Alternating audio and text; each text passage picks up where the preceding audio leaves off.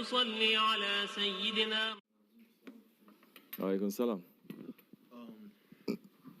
What's the line between, like, the border between pressing your line and making sure people respect what you have to say and your authority, and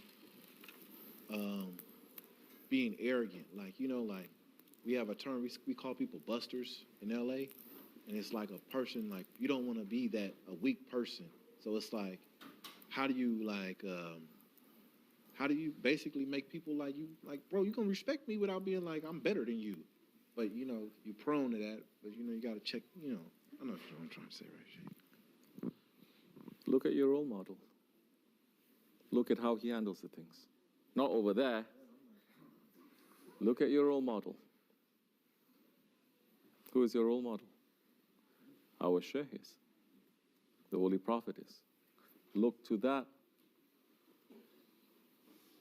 First, it has to be that. It cannot be self-respect. How he's going to give me self-respect? How am I going to say what I want to say without being arrogant? No. Look to your role model, and in that situation, you must know what is he saying to you, because we are here for sohbat. Then you have to apply. Application of sohbat means sometimes it's going to work, sometimes it's not going to work. You must know where the limits are. You're saying the line always changes. The protocol always changes.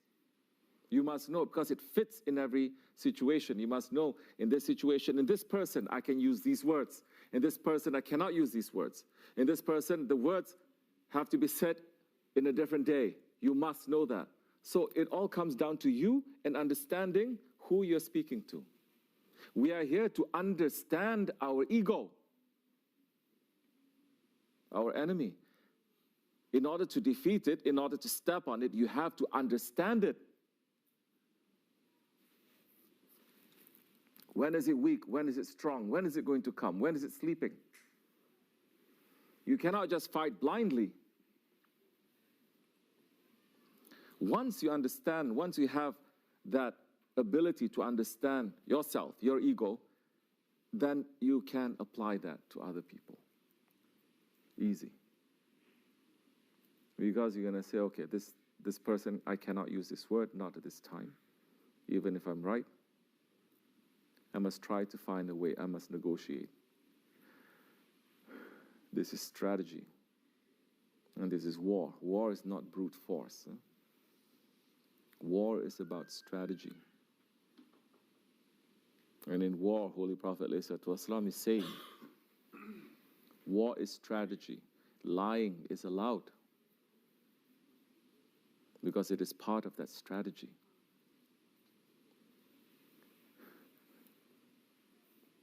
Which means you must know how to negotiate. If you don't have control, how are you going to negotiate? You don't have control over your car, how are you going to negotiate the turns?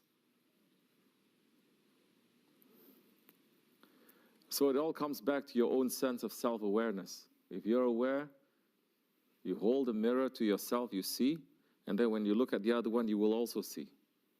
Because you're trained to look. You're unaware of yourself. Doesn't matter if you're so aware of other people, you will be blindsided. So many, they're not even aware of themselves. They're very stubborn and very arrogant. And we're saying, still rejecting it. What do you need? If a curse happens to fall on you, that is still a blessing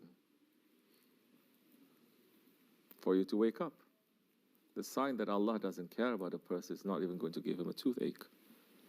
Meanwhile, he's going wrong after wrong after wrong, and he's not realizing it.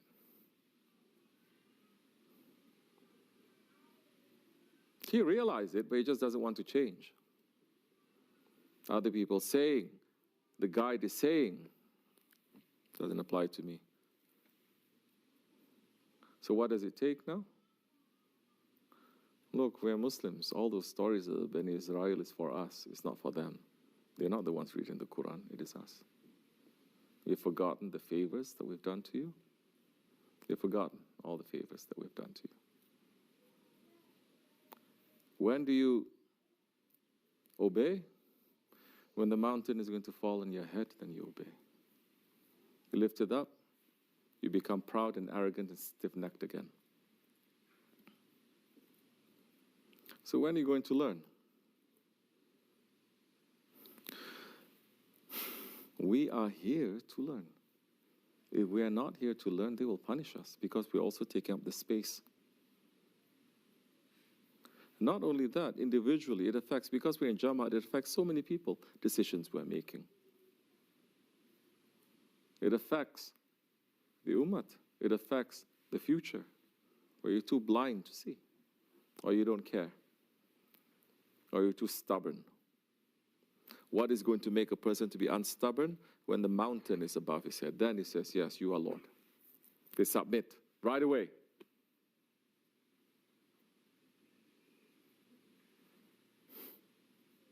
Even if the seas were split in front of them, they will still complain.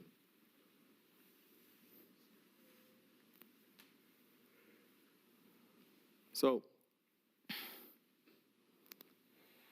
this is the difficulty of this way. This is the Jihadul Akbar. And this has everything with you remembering and holding on and submitting to your Shaykh, to your guide, to the Grand Shaykhs and to the Prophet ﷺ, not your intelligence. Don't worry. If they take away your intelligence, they're going to give you a new intelligence.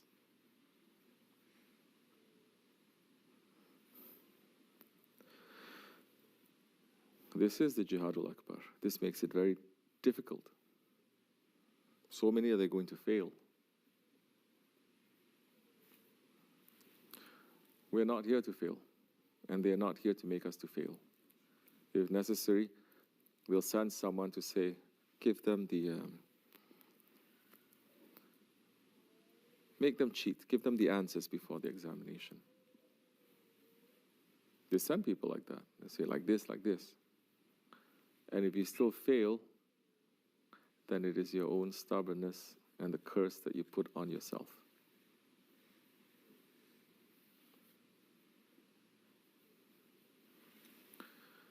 You understand? So negotiate, try, learn, try, and learn. Look, do it enough until you know. Do it, consult, observe. Don't get too caught up.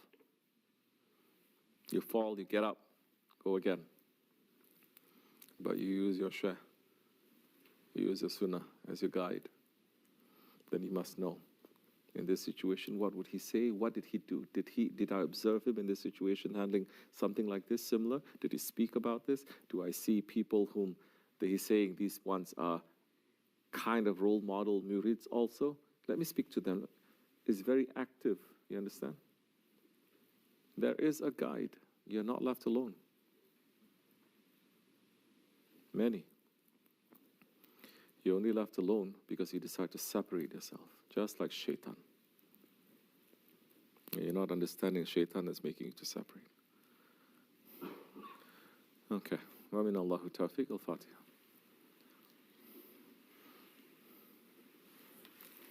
Amin. Assalamu alaikum. Any other question?